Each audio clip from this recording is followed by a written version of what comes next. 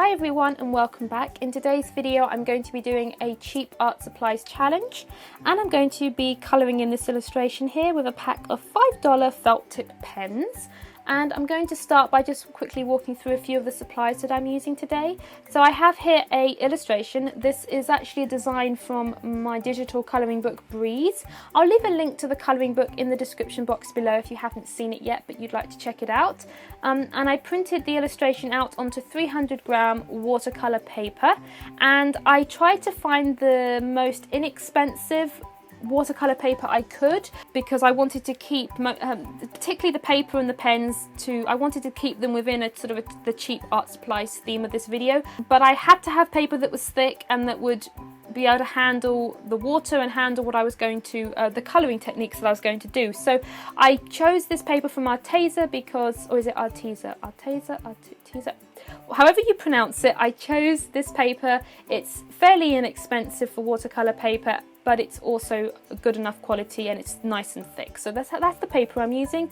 And the other supplies are just ones that I have out on my desk most of the time. So I used them, some Posca paint pens for highlights, some water brush for painting. You could use any type of paintbrush you wanted for this, it really doesn't matter. And the acrylic block I used to mix some colours. Now I actually didn't end up mixing any colours. I think I used one colour mix right towards the end to paint the lips on the face, but I really didn't use the acrylic block for mixing colours.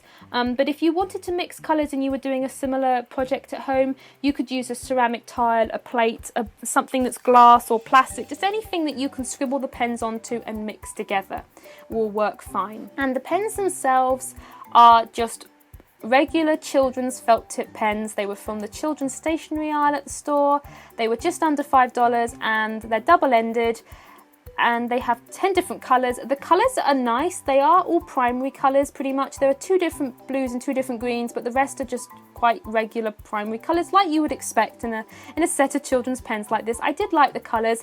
It did take me, however, quite a long time to figure out what to colour, because I wanted to use all the pens and I wanted to use them in a way that felt kind of natural together, and I also wanted to use them straight from the pen. I didn't want to mix different colours. I mean, I could use these pens and pretty much mix any colour I wanted with them, but I wanted just to pretty much use the pens that come in as they are in the set.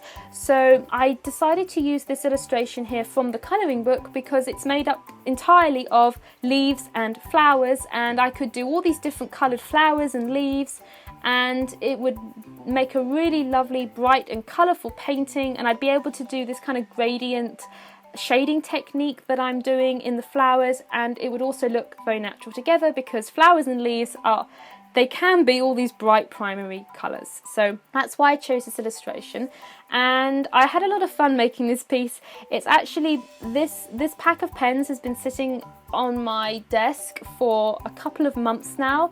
I purchased it a long time ago when I was planning a Skillshare class, and actually if you don't know, my Skillshare class, the one that I used the pens for, launched last week, I think it was. The video before this one is my Skillshare class trailer, and in the Skillshare class it's all about painting with water-based markers.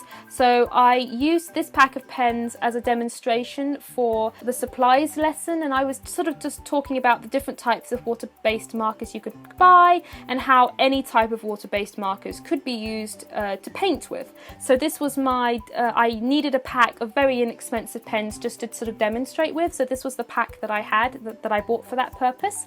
And after I wrapped up filming the Skillshare class, I kind of felt like I really wanted to do an illustration just with these markers, and I thought it would make a really nice video for this channel. And yes, so this is what I'm doing today, and I've sort of picked one colour per flower, and when I drew this piece I actually spaced the flowers out quite evenly, so I didn't really have to think too much about colour placement when I was colouring this illustration today. I just picked yellow are all the daisies, and I just coloured all the daisies yellow, and then all the roses are red, and I painted all the roses red, and the tulips are all purple, so I could just sort of sit down, relax and paint. And the way that I'm colouring is I'm doing, as I said, a gradient technique. So what I'm doing is I'm taking the pen and I'm colouring where I would want a shadow to be, and then I'm taking the water brush and I'm just feathering out that colour. So I'm starting by the line, I'm feathering it out so it creates a mid-tone, and then feathering it out more to a highlight area. And you can blend different colours together this way, and it's a really, I feel like this is a really effective way of using these pens. And I'm not by any means claiming that this technique, I've originated it or anything. I know I've seen other people using water-based markers and sort of felt tip pens like this and using water to blend them out. When I was planning this video, I couldn't remember who it was that I'd seen doing it. Not saying that I originated this technique at all, but I do think it's a really effective technique, and it's a really useful way to colour with these pens, because I think the nice thing I found when I'd finished this piece was that it didn't look like I'd painted it using children's felt tip pens. And I actually went, and after I'd finished the painting, I went to a couple of friends and held it up and asked them, how do you think I coloured this? And every one of them said watercolours. And I just think this is a really effective way of using them. So if you have a pack of felt tip pens like this, or if these sorts of pens are all you have to colour with at the moment, then you could try using them with some water and using them as you would a watercolour pencil or a water-based marker. Use them as you would a paint, because I think you'll get, I just feel like I get better results when I use the pens like that. And I think if you think of felt tip pens like this as alcohol-based markers, and you try and blend different colours together on the paper dry, just using each other and sort of scrubbing the colours together, whenever I've tried that, I've torn up the paper. So I really feel that blending them with water is a good way to go. The biggest tip that I think I can give for painting with these markers like this is to use the right paper. A couple of months back I was doing, no, it was longer than that, but I've done other videos on the channel where I've used other types of water-based markers before, and I had a couple of comments from some people saying that they were having trouble getting the same effects as I was. And the first thing that I asked all of them was, what paper are you using? And most of them were using just their regular sketchbooks. And blending the colours on regular sketchbook paper just won't work very well. You really do need to have a paper that is designed for wet media. So a watercolour paper preferably, or at the very least a thick mixed media paper, because with these particular pens, if you're using inexpensive markers like this, they're not highly pigmented. Some of the other more expensive brands of water-based markers like the Tombow and the Zig, they're very pigmented. It's really easy to distribute the pigment. I did have to scrub a little with these to get the pigment to move. So if I was using very thin paper or paper that was not meant for watercolours, if I scrubbed at that paper, the paper would be coming up everywhere. So that's why it was very important, and I knew I would have to scrub a bit to get the ink to move with these. So it's important to use watercolour paper for this technique in order to make a painting like this with these pens. And I think I really like the way it turned out. I really enjoyed painting it because it was relaxing, but also I really liked the fact that it didn't take too long.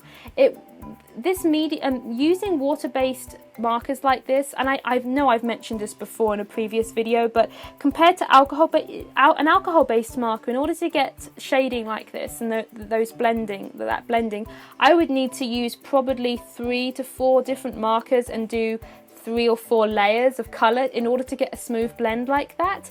And to be able to sit there with one pen and a water brush and to create a gradient like that is really satisfying. And it's great if you don't have a lot of time to colour, but you want to sit down and create a painting or to colour in a colouring book or whatever, then using a water-based medium like this is really effective time-wise. And also I think if you're travelling, these make a great travelling kit, because all you need are a pack of pens and some, you can get a watercolour sketchbook and some water brushes, and you can put all of that into a pencil case. So they're really light and easy to travel with. So I think that's also it's also a sort of an upside to using pens like this. So anyway, guys, let me know what you think of the painting in the comments down below. And also, if you have these sorts of markers, I really hope, and you haven't tried blending them with water, I hope you'll give that a go. And if you'd like to learn a little bit more about painting with water-based markers, I do have a whole course, a whole new class on painting with water-based markers over on Skillshare. I'll leave a link to that as well in the description box below in case you'd like to check it out. So that's it for me today. I hope you all have a creative week, and I will see you next time.